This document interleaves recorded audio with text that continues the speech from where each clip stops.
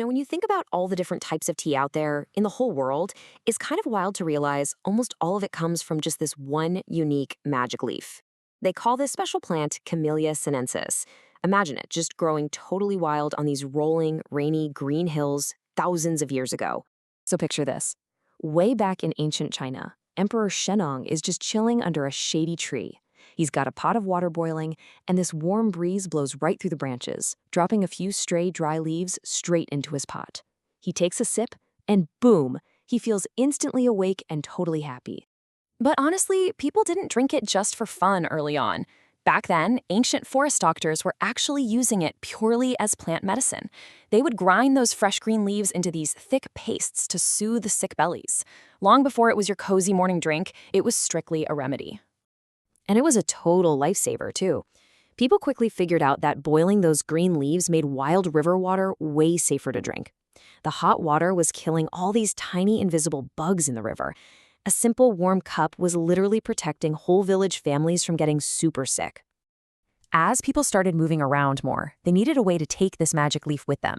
So early tea makers cooked the fresh leaves and squished them down into these hard brown bricks.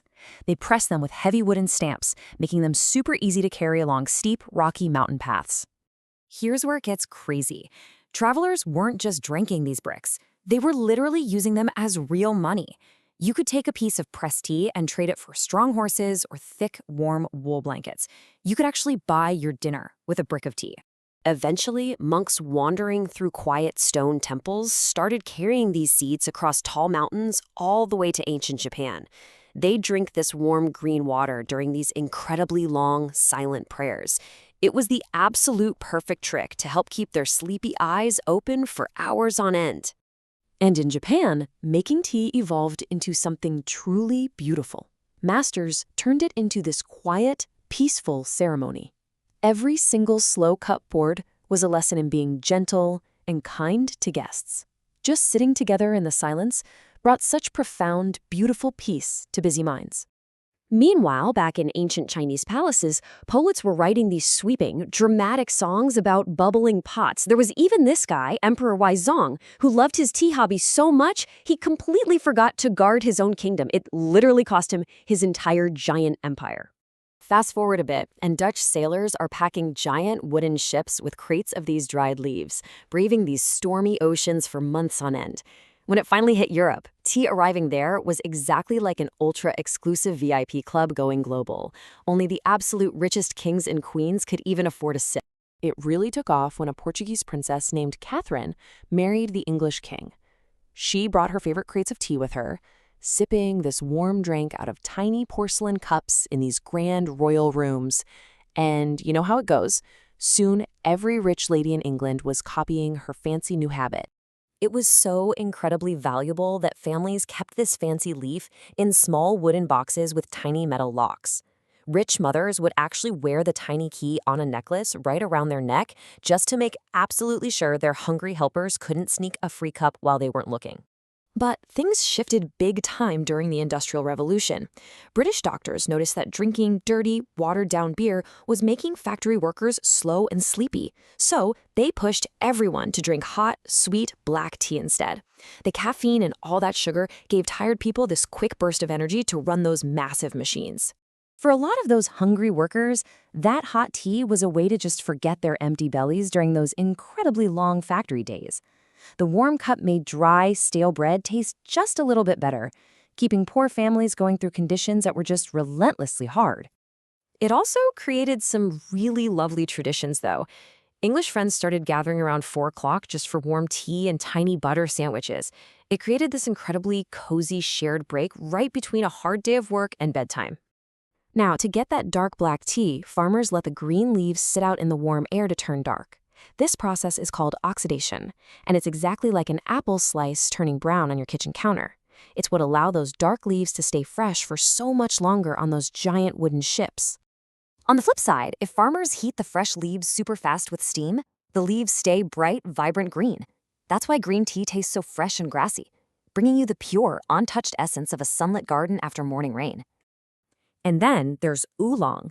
If they let the leaves turn only half brown, tea makers can carefully roll each one by hand into a tiny little ball. It creates an amazing flavor profile that delivers the delightful taste of sweet flowers and gentle fruit. White tea is made from just the tiniest baby leaf buds, still covered in this soft silver fuzz. Workers only pick them on sunny mornings in early spring. It's the gentlest tea of all, offering the quiet taste of sweet, fresh air. Just to clear this up, herbal drinks made from red berries or yellow chamomile flowers, not technically real tea. Since they don't come from that magic green tea bush we talked about, people in the know call them herbal infusions. They're basically just beautiful flower water. The story of this leaf gets pretty heavy here, though. The British king decided he wanted more gold from the American colonies, so he slapped a heavy tax on every wooden chest of tea arriving at the docks, and the American colonists were absolutely furious about this unfair rule. It pushed them totally over the edge. Men disguised themselves as native hunters, crept onto several tall ships in the dead of night, and broke open hundreds of wooden chests with axes. They dumped every single bit of that tea right into the freezing cold Boston Harbor. That giant harbor tea party made the angry king send armed soldiers across the sea. This whole fight over tea taxes literally started the American Revolutionary War. A simple cup of leaves played a massive role in building the United States. Over in Britain, they were having their own crisis. Chinese rulers demanded that foreign merchants could only pay for tea leaves with solid silver bars. Well, the British completely ran out of shiny silver coins in their banks, so the merchants hatched a really dark plan. They secretly started growing highly addictive, sleep-making opium flowers in India. The British smuggled this dangerous drug into China specifically to addict poor people, and then they used it to steal China's silver just to buy more tea. When brave Chinese officials tried to stop it by seizing the harmful drugs and burning them on the ocean beaches, the British government responded by sending powerful warships with giant cannons. It sparked the Opium Wars, which were just terrible, devastating fights. Around this same time, the British needed their own tea supply. Enter Robert Fortune, a clever Scottish plant hunter. He actually shaved his head into a long braid and put on silk robes so he could sneak into secret Chinese mountain farms, a literal plant spy on a dangerous mission. He managed to secretly dig up thousands of baby tea bushes from those mountain gardens. He packed the live green plants into these special glass boxes and successfully smuggled them out of China and straight onto British ships. They took those stolen Chinese bushes and planted them on the high, rainy hills of northern India. Places like Darjeeling and Assam suddenly became home to these giant new gardens, turning India into the brand new kingdom of black tea. But the cost was incredibly high. To clear these massive gardens, bosses forced poor families to do grueling labor all day. These workers were out there cutting thick jungle trees in heavy rain, surrounded by tigers and snakes. All that cheap tea came from deep, painful sacrifice. Once the tea was grown, it was a mad dash to sell it. Merchant captains raced these incredibly fast wooden ships called clippers across stormy seas. The winning ship to reach the London docks took home a giant bag of gold coins. People would literally cheer from the riverbanks as the fastest ship tore into the harbor. The most famous of these was the Cutty Sark. It was legendary for sailing straight through wild ocean storms, its tall white sails catching every single gust of wind. People would wait eagerly at the docks because they wanted the absolute freshest leaves that ship was carrying. As tea became more common, accidents led to amazing inventions, like when an American merchant named Thomas Sullivan put tea samples into tiny silk bags for his customers. His busy customers didn't realize they were just samples and dropped the whole silk bag directly into boiling water. That happy mistake gave us the modern tea bag. Or take Richard Bletchenden, a tea seller at the World's Fair in St. Louis. He's trying to sell hot tea on a blazing, sticky summer day. And obviously nobody wants a hot drink. In a moment of sheer desperation, he dumps cold ice cubes into the glasses. Boom! Iced tea is born. Decades later in Taiwan, a super creative shop worker decided to drop chewy black tapioca balls into sweet milky tea. Customers went crazy for drinking sweet tea while chewing these soft pearls through giant straws. Bubble tea quickly became this massive favorite treat for kids everywhere. The way we prepare it is so wonderfully different all over the world. Walk down a bustling city street in India, and you'll see chaiwalas boiling black tea with milk and sweet spices. They pour the piping hot drink from high above their heads into little clay cups, making the whole street smell like warm cinnamon and crushed ginger.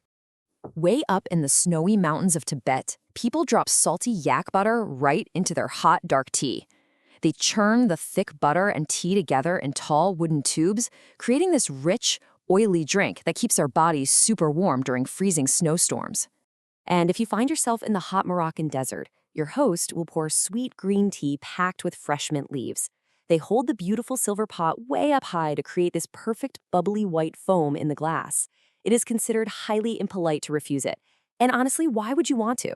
Even in Britain today, people are still having this funny little argument over a kitchen rule. Do you pour the cold milk in beforehand or the hot tea beforehand? Originally, pouring the milk in beforehand was just a trick to stop cheap porcelain cups from cracking under the heat. No matter how you drink it, the magic happens the second you drop a dry leaf into hot water. That hot liquid wakes up the tiny leaf cells. The leaf uncurls so slowly, stretching out to greet the morning, letting all those yummy flavors just flow right out into the clear water. And inside that green leaf is caffeine, nature's best morning energizer. It wakes up your sleepy brain so you can get out there and go, giving you this perfectly steady energy without making you feel all jumpy. But here's the real secret. The leaf also holds a calm helper called L-theanine. This amino acid working with caffeine is exactly like putting your brain on smooth cruise control instead of a jittery roller coaster. It makes you feel awake and perfectly peaceful at the exact same time. Scientists also discovered that these leaves are totally packed with antioxidants. These tiny body helpers actually protect your cells from getting damaged. It's crazy to think about, but they offer this incredible invisible protection floating right inside your blood. To get all those benefits, we still rely on human touch. Even today, giant machines just cannot replace human fingers on steep mountain cliffs. Careful workers know to pick only the uppermost green leaves and a tiny baby bud. That handpicking is what guarantees the absolute sweetest and most delicious cup. And we drink a lot of it. People pour billions of warm cups every single morning from Tokyo to London. But with hot, dry weather and strange rains confusing the plants, we really need clean soil and fair trade practices to protect the families picking it and the crop itself, so this planet's favorite drink keeps thriving. So the very next time you're holding a warm mug, just take a second to look at that dancing steam. You're holding thousands of years of wild human stories, brave exploration, and quiet peace right in your hands. It really proves that small, gentle things can quietly change our whole world. What simple ritual in your day has that kind of hidden history? If you loved hanging out and learning about this, do me a solid. Smash that like button, share this with a friend you'd love to grab a cup with, and subscribe so we can keep exploring together.